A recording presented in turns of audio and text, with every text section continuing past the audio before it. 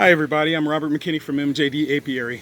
Today I'm going to teach you how to make a queen introduction cage, which is a queen push-in cage.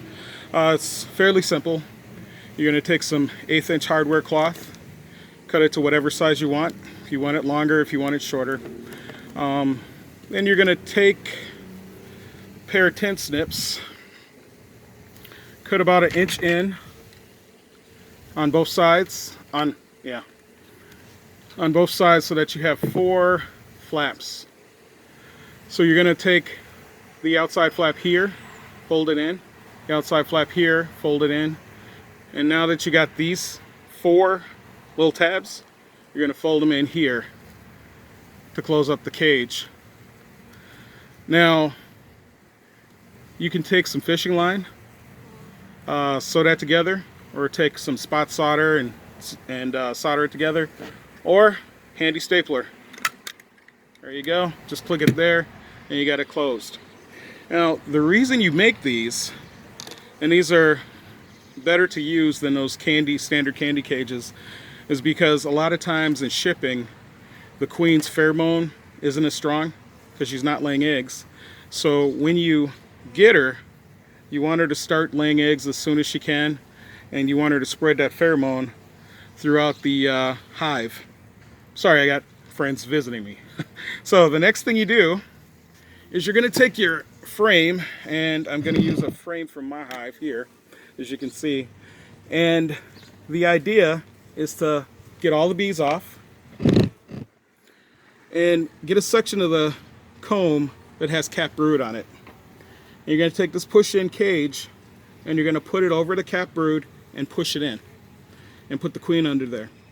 So the idea is that as the brood emerges, they'll become her attendants. You may need to leave this in for 3-4 days, something like that. The reason being why you may have to leave it in longer is because sometimes the older bees, and depending on how long your hive has been queenless, the older bees take a little bit more time to accept the queen. I just had a situation where the hive had been queenless for a while, and we put the queen in. She released the queen after 3 days, and they immediately tried to ball her.